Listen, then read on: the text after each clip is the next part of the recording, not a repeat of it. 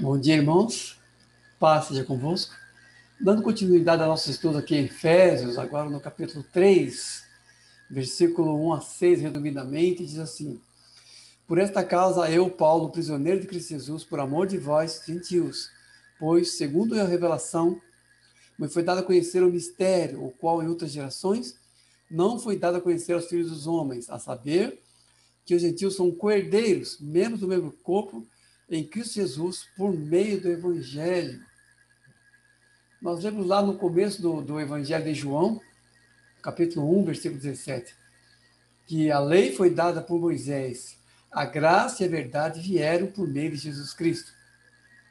E entendemos por essa passagem que houve uma amplitude de revelação, amplitude de avanços com relação ao reino de Deus, desde a lei até ao advento do Messias.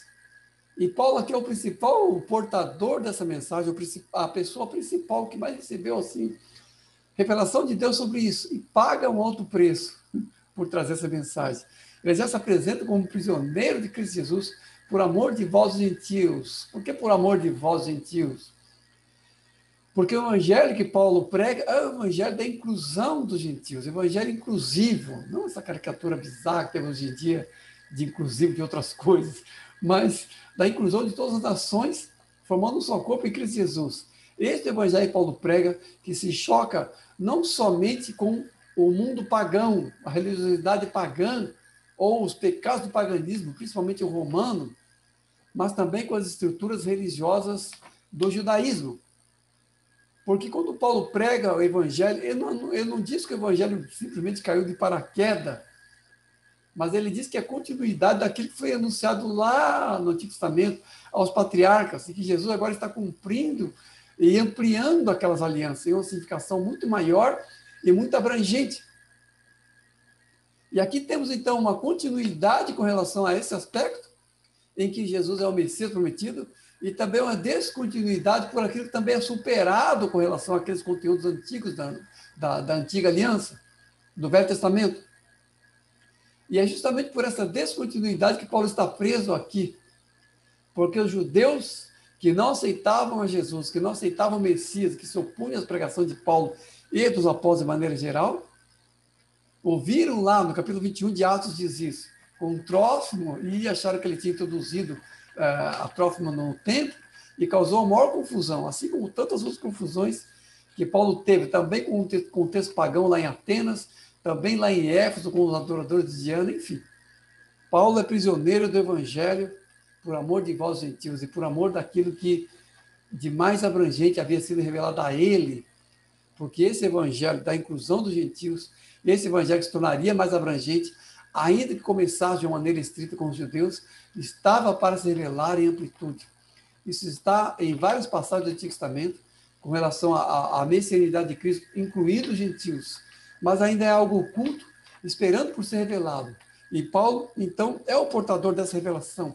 Ele diz que essa inclusão dos gentios como coparticipante das promessas messiânicas era um mistério que estava sendo oculto e que agora estava sendo revelado, a saber que os gentios são cordeiros, membros do corpo, do mesmo corpo em Cristo Jesus, por meio do Evangelho.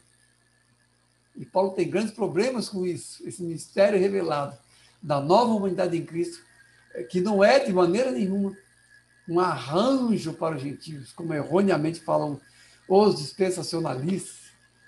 Os dispensacionalistas acham que nós estamos assim, um parêntese profético, que o negócio de Deus é com os judeus mesmo, nós estamos aqui só meio que de gaiato. Mas não é isso não. E, embora estivesse oculto, sempre foi a intenção do Senhor de incluir os gentios nessa aliança. E esse evangelho está sendo agora abrangido pelo ministério de Paulo, já era insinuado lá no próprio Evangelho de João, e agora é abrangido pelas pregações de Paulo, custando a ele prisões, açoites e tudo mais que nós já sabemos. Versículo 7 a 12, resumidamente, continuando, diz assim: Fui constituído ministro conforme o dom da graça de Deus a mim, o menor de todos os santos, de pregar o evangelho das insondáveis riquezas de Cristo e manifestar qual seja a dispensação do ministério, para que, pela igreja, a multiforme sabedoria de Deus se torne agora conhecida dos principados e potestades nos lugares celestiais. Então, Paulo reconhece esse ministério segundo o dom da graça de Deus. E ele se considera indigno desse ministério.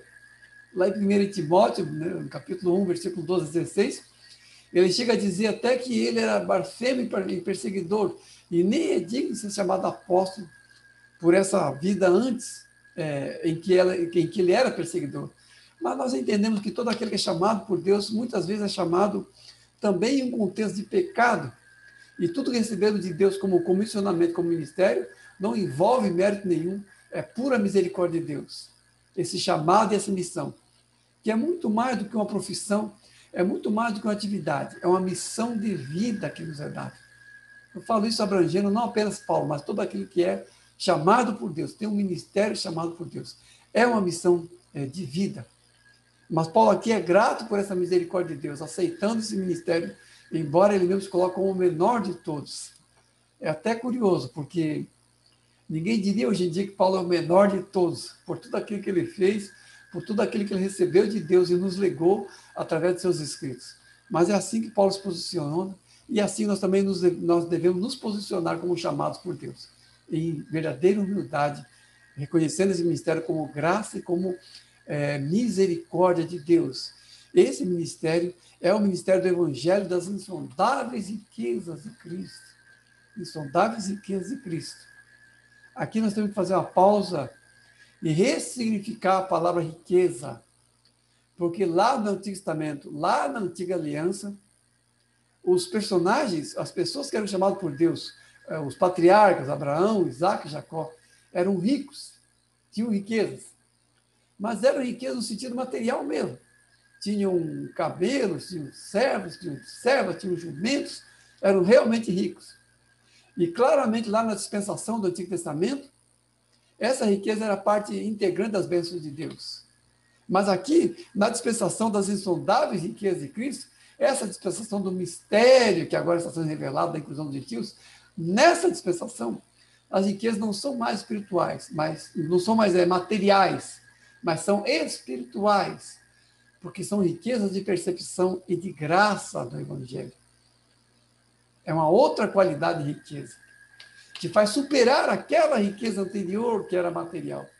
Portanto, teólogos da prosperidade, vocês estão errados, porque as riquezas estudadas de Cristo vão muito além de qualquer riqueza material. É claro que Deus pode nos dar bênçãos materiais, sim, mas não é esse definitivamente o foco do Evangelho. O próprio Jesus teve como berço uma manjedoura. Essa palavra que nós assim automaticamente religiologizamos quando vemos aqueles presepinhos de Natal. Mas é um coxo de animal, claro, não é exatamente um berço. Então o próprio Senhor não viveu o Evangelho em riqueza material, como aqueles personagens do Antigo Testamento. Enquanto que essa riqueza material, no Novo Testamento, aparece inclusive sob uma luz negativa, sob forma, muitas vezes, de advertências.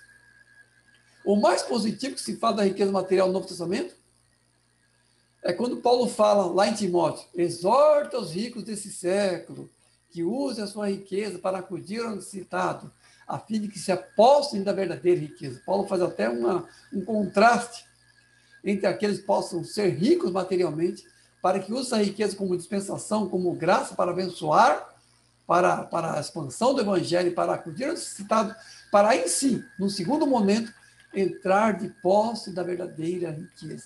Esse é o contraste que aparece nas páginas do Novo Testamento. Portanto, as riquezas estudadas de Cristo são essa graça, tudo aquilo que nos vem como graça, como revelação de Deus pelo Evangelho. E Paulo continua dizendo assim, para que, pela igreja, a multiforme sabedoria de Deus se torne agora, não em qualquer tempo, mas agora, nesse tempo, conhecidos os principados e potestades nos lugares celestiais. Conhecidos os principados e potestades nos lugares celestiais. Aqui, obviamente, se refere ao tremendo avanço identitário que houve do povo de Deus agora em Jesus. Um avanço identitário. Avanço de identidade espiritual do povo de Deus, que é em Jesus muito mais de qualquer coisa que tenha sido lá em Moisés, lá no Antigo Testamento. Porque aquilo que é mencionado aqui em relação à igreja, não há correspondente nenhum no Antigo Testamento em relação ao povo judeu. estarmos assentados em lugares celestiais em Cristo Jesus. Esses lugares celestiais que fala aqui são aqueles mesmos lugares celestiais em que Cristo reina acima de todo o principado e potestade, como já lemos antes. É o mesmo lugar em que estamos assentados em Cristo Jesus, em tronos, reinando e participando do reinado com Ele. Tudo isso é parte integrante da nossa identidade em Cristo Jesus.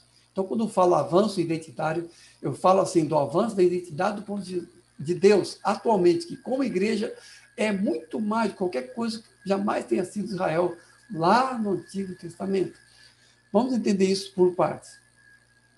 Lá no Evangelho de Mateus, no capítulo 28, Jesus diz: toda a autoridade me foi dada nos céus e na terra. Ide, portanto, fazei discípulos das nações, ensinando-os a guardar, fazei discípulos das nações, ensinando-os a guardar todas as coisas que vos tenho dito, batizando-os em nome do Pai, do Filho e do Espírito Santo. Eis que estou convosco todos os dias, até a consumação dos séculos. Essa é a grande comissão, aquilo que recebemos como missão de Jesus. Mas reparem que essa missão é parte integrante da vitória de Cristo na cruz. E é coextensivo com a vitória de Cristo na cruz. Toda a autoridade me foi dada nos céus e da terra. Por quê? Porque Jesus venceu os principados e potestades, os derrotou e os humilhou publicamente, triunfando deles pela cruz. Nós vamos ler isso lá em Colossenses, já. Vamos falar de novo sobre isso.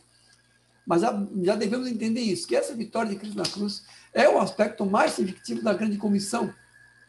Já vemos, de alguma maneira, essa vitória de Cristo e a sua consequente delegação à igreja, quando ele enviou 72 discípulos para pregar, para anunciar o evangelho, para expulsar demônios.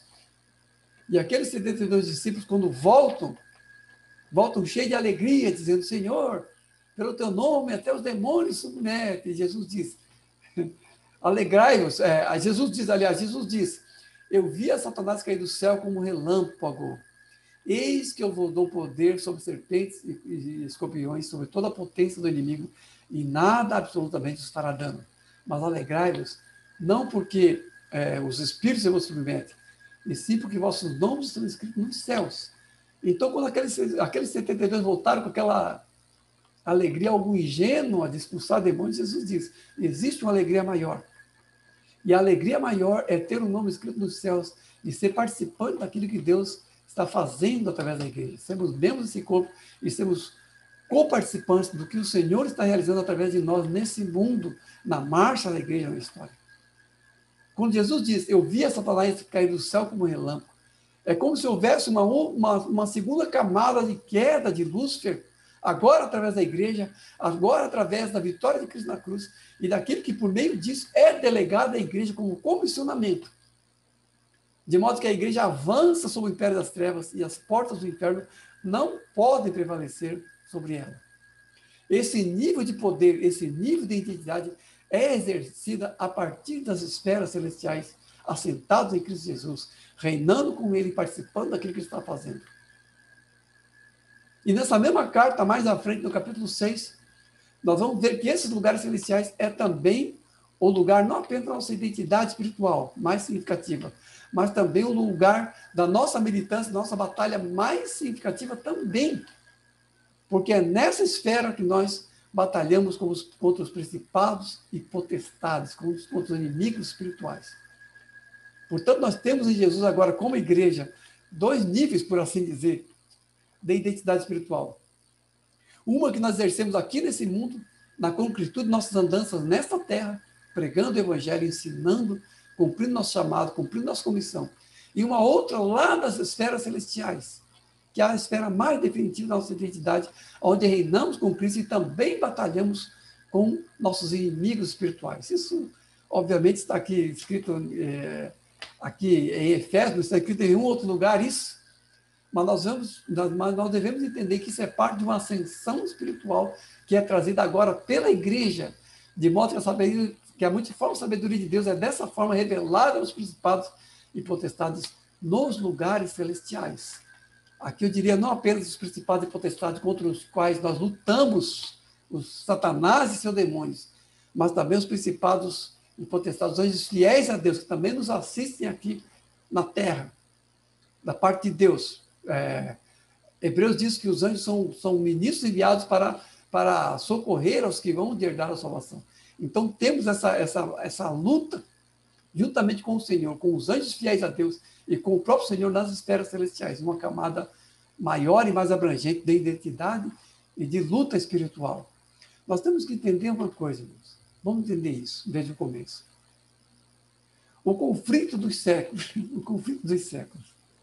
esse conflito milenar, a qual nós tomamos parte agora em um nível muito mais decisivo e muito mais abrangente, ele começou no céu, com a rebelião de Lúcifer, quando Lúcifer e seus anjos se rebelaram contra Deus, atentaram contra o trono de Deus, foram expulsos do céu e vieram à terra. Isso está lá em Apocalipse, capítulo 12.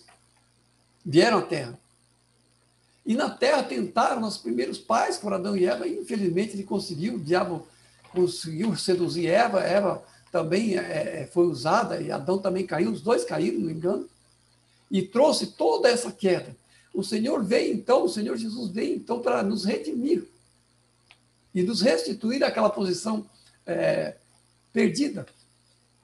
E agora essa batalha que tinha sido vencida no céu por Miguel e seus anjos, que expulsou Satanás aqui na terra, continua nas andanças da igreja, continua nas andanças do povo de Deus. O que acontece é que agora há uma outra camada de batalha colocada pela igreja nas esferas celestiais, por aquilo que agora somos em Jesus, e que é abrangido agora pela cruz e por tudo que somos em Jesus. Isso nós temos que entender. Porque esse conflito que começou no céu será resolvido na terra. Estamos agora em marcha e em batalha. Mas quando chegar a segunda vinda de Cristo, esse conflito será finalmente solucionado com a vitória do Senhor e com a nossa vitória junto com Ele, enquanto agora estamos militando com Ele na marcha do reino de Deus, em 2 níveis, como falamos resumidamente. Então, diz aqui no versículo 3 a 29, então, continuando essa ideia tremenda aqui, né, do nosso papel em Cristo, e de tudo que abrange essa identidade em Jesus, diz assim: portanto vos peço, Paulo está falando aqui aos Efésios, né, versículo 3 a 29, resumidamente, portanto vos peço que não desfaleçais da minha tribulação por vós, né? Por esta causa me ponho de joelhos diante do Pai, para que vos conceda que sejais fortalecidos com poder, mediante o seu Espírito, no homem interior, estando vós arraigados e alicerçados em amor, a fim de poderes compreender qual é a largura, o comprimento, a altura e a profundidade, e conhecer o amor de Cristo, para que sejais tomados de toda a plenitude. Então, Paulo roga aos Efésios que não desfaleçam das tribulações por vós. Aqui Paulo está falando das suas próprias tribulações, mas eu diria que nós não devemos desfalecer em tribulação nenhuma, mesmo aqueles que vieram sobre nós, porque faz parte da cruz, faz parte da nossa marcha em Jesus. O fato é que Paulo, como já disse no começo, por causa dele portar esse evangelho, ele recebe oposições tremendas de pessoas de fora, de pessoas de dentro, lutas por fora, temores por dentro.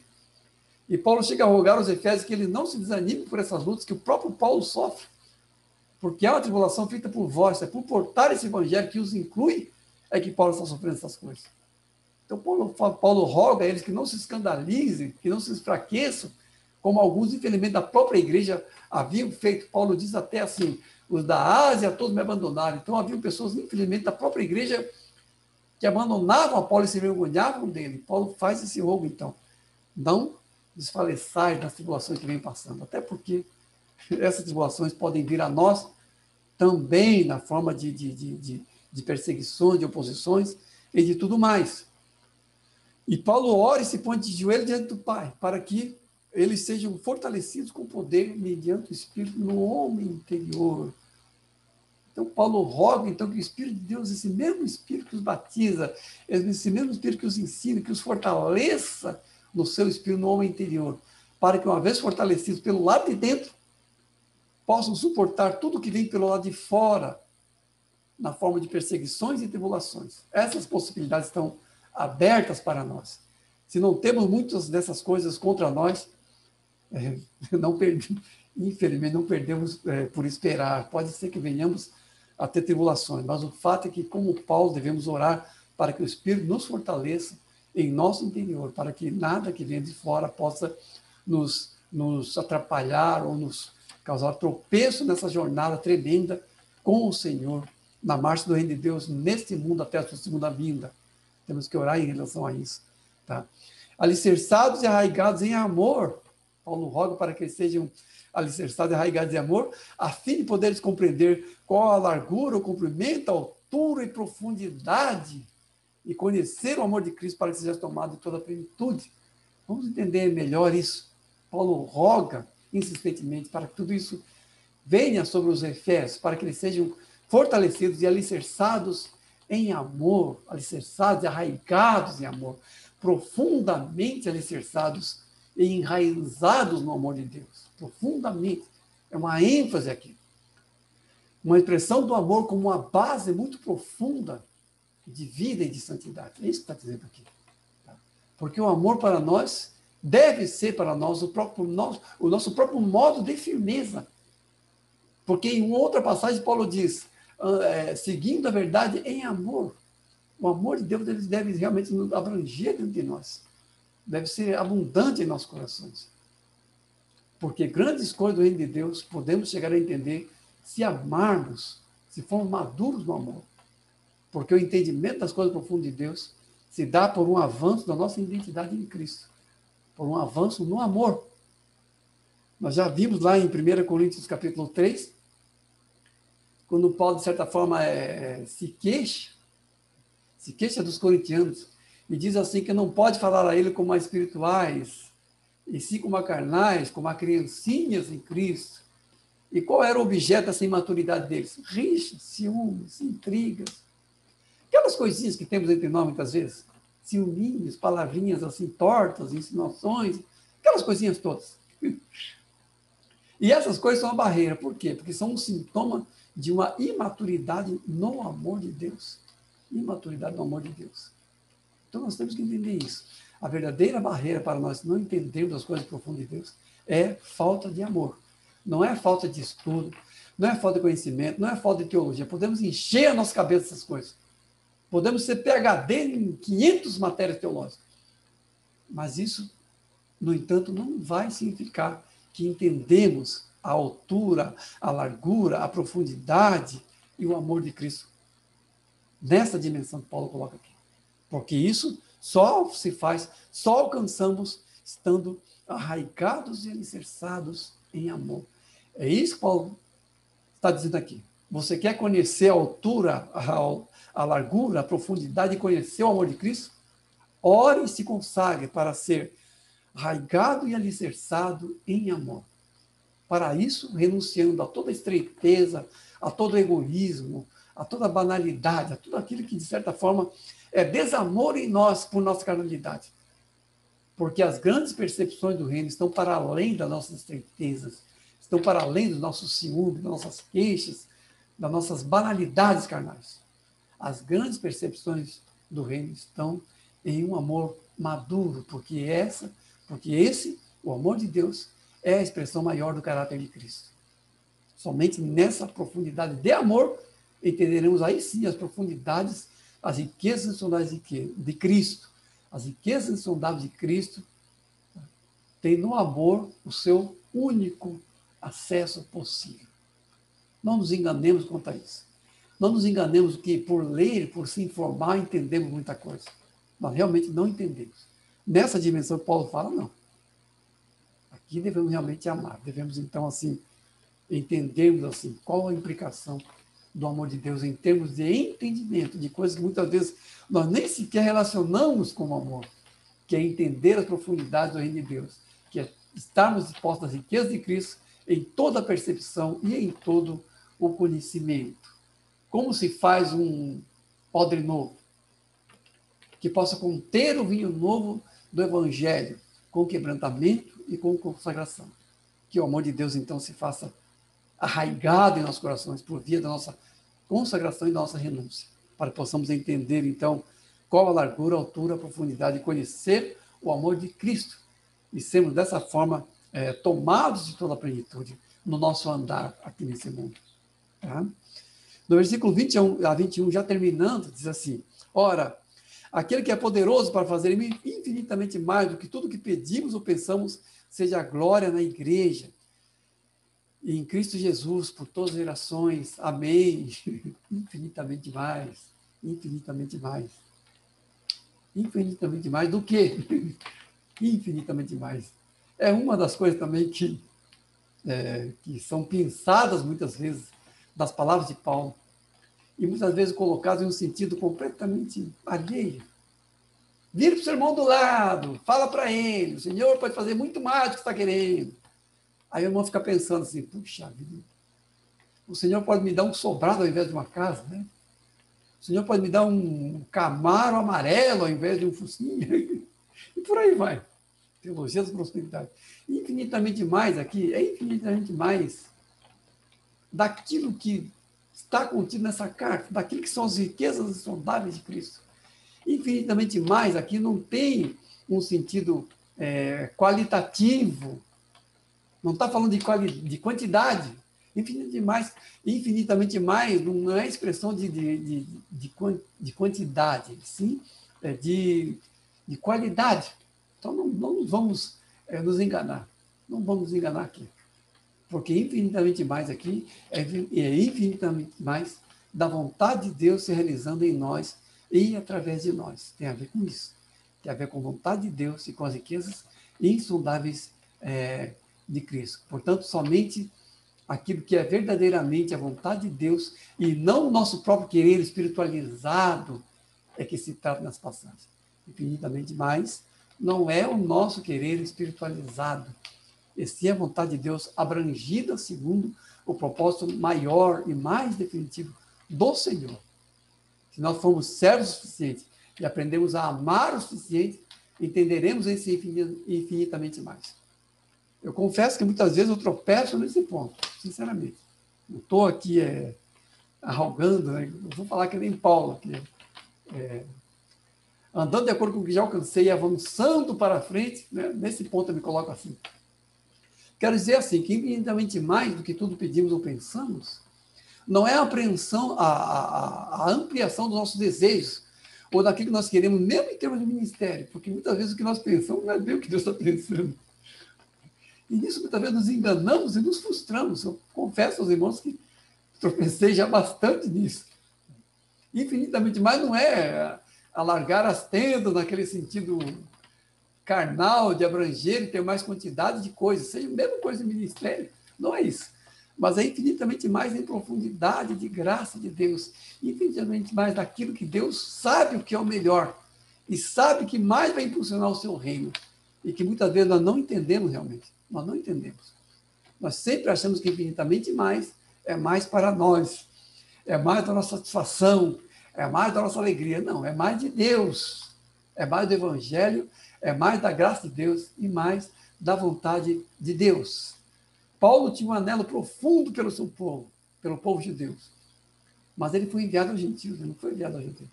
Portanto, aquilo que de mais assim, de infinitamente mais que havia na vontade de Deus para Paulo, não era que ele pregasse aos judeus, e sim que ele pregasse aos gentios. Tá? Voltando um pouco lá para aquela questão lá do comissionamento, que está lá no Evangelho, quando Jesus fala para os 72, não vos alegreis porque os espíritos vos submetem, e sim porque vossos nomes estão escritos nos céus. O que nós temos que entender é isso, que a vontade de Deus e a verdadeira alegria e satisfação são concordes na vontade maior de Deus. A verdadeira alegria e satisfação estão na vontade e concórdia de Deus, ou seja, naquilo que nós concordamos e nos quebrantamos no sentido da vontade de Deus. Somente nesse ponto nós vamos entender esse infinitamente mais. E não vamos nos alegrar assim, em coisas menores, mas vamos abranger para as coisas maiores, porque a verdadeira satisfação do nosso coração está na vontade de Deus. Nisso está a nossa verdadeira vida, a nossa verdadeira alegria e a nossa verdadeira plenitude em Cristo Jesus. Amém? Nos consagremos e nos dediquemos a isso então. Deus abençoe.